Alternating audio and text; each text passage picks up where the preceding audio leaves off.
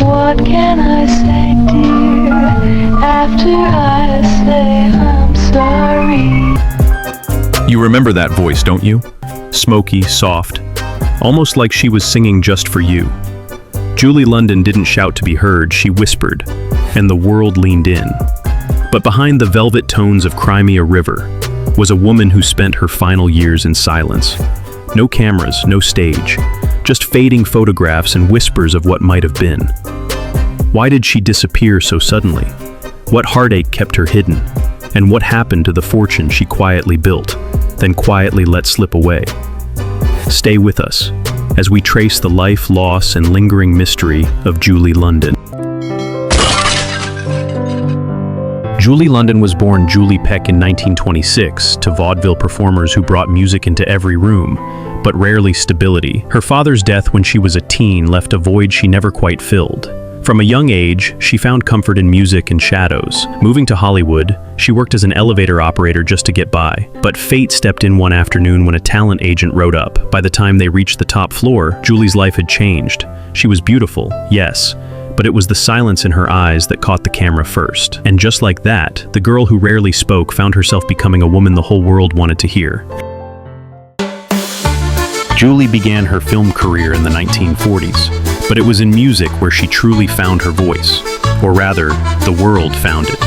In 1955, she recorded Cry Me a River, a torch song that sounded like late-night heartbreak. It became a sensation. She didn't belt or wail, she whispered with weight. Between 1955 and 1969, she released 32 albums, her voice becoming the sound of smoky lounges and broken hearts. Her image was sultry, her delivery effortless. But behind it all, Julie fought for control in a male-dominated industry that often saw only her curves. Her fame extended to television in the 70s, starring alongside her husband Bobby Troup in the hit series Emergency. Yet, no matter the medium, Julie's presence always felt personal. But as quickly as she rose, she began to retreat, favoring quiet over spotlight, privacy over applause. Julie London loved hard and quietly. Her first marriage was to Jack Webb, future creator of Dragnet. They had 2 daughters together, but the marriage couldn't survive the pull of fame and separate dreams.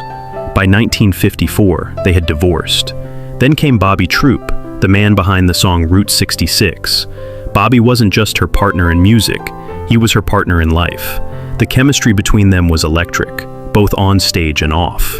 They married in 1959 and shared everything: tours, television roles, even the weight of aging out of the spotlight. Their love seemed unshakable, but life had other plans. Julie's daughter Stacy died in a car accident in 1996. The grief was suffocating. Julie, once poised and polished, fell into deep sorrow. Then, Bobby passed in 1999, just 3 years later. By the time she was alone, Julie had become a ghost of her former self. No more red carpets, no more interviews, just silence and memory. Her children remember her as tender but distant, especially in later years. Friends say she was still witty, still elegant, but only in glimpses. Behind closed doors, the woman who gave the world its most intimate songs carried a loneliness no melody could mend. She sang every lyric like a goodbye. Soft, smoky, unforgettable. But when it was Julie London's time to leave this world, there was no melody, no closing applause. In October of 2000, Julie slipped away in near total silence. No final performance, no farewell interview. The woman who once haunted radios and lounges vanished with little more than a press release. And for fans who had listened so closely for so long, the silence was almost too loud. Was it just age? Or was there something she never wanted us to hear? Julie had long been retreating from the world. After the devastating loss of her daughter Stacy in a car crash in 1996, followed by the death of her husband Bobby Troup in 1999, Julie withdrew almost completely. Friends said her grief had become a wall, one no melody could pass through. Her health, already fragile from decades of smoking, began to deteriorate.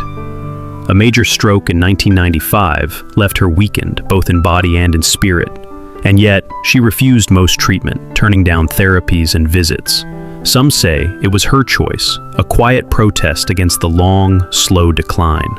Others believe she had simply lost the will to keep singing.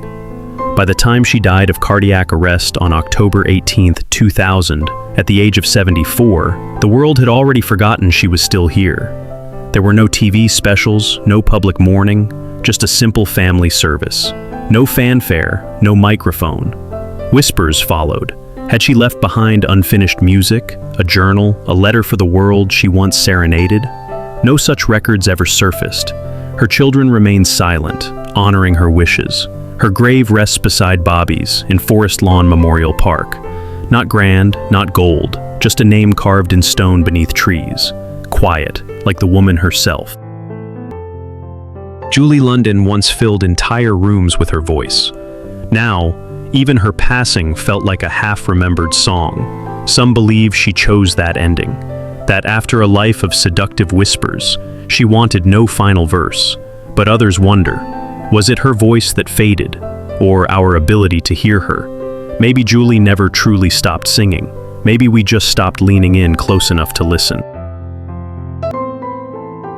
Julie London once had it all: fame, elegance, and a musical catalog that defined an era. But by the end, much of her fortune had vanished. Though her early records sold millions, she signed contracts in an era when artists saw pennies compared to labels. Her acting income supported her lifestyle, but there were no blockbuster paydays. Real estate, once her nest egg, was sold off in pieces. No public will ever surfaced, no major estate auction, just a quiet disbursement of assets among surviving family. Some claim Julie had jewelry tucked away, or unreleased recordings stashed in private safes. Others believe she gave away what she had long before her final breath. What remains certain is this: Julie's true wealth wasn't material. It was the way her voice lingered after the music stopped. It was the way listeners felt like she sang directly to their heartbreak. Her daughter Kelly said once, "My mother didn't need a stage to be powerful, just a room and a little bit of quiet." Julie London didn't leave behind an empire. She left something deeper: nostalgia in the form of a song, and mystery in the spaces she chose not to fill.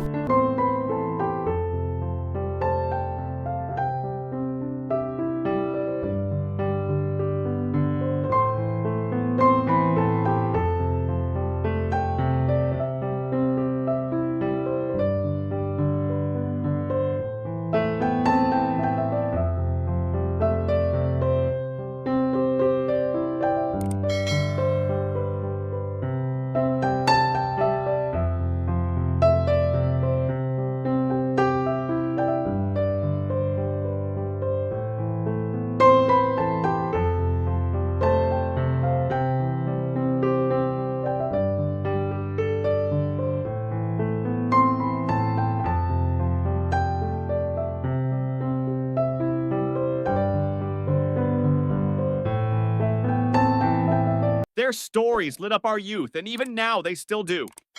Let's celebrate them together. Like, share, and subscribe for more beautiful throwbacks.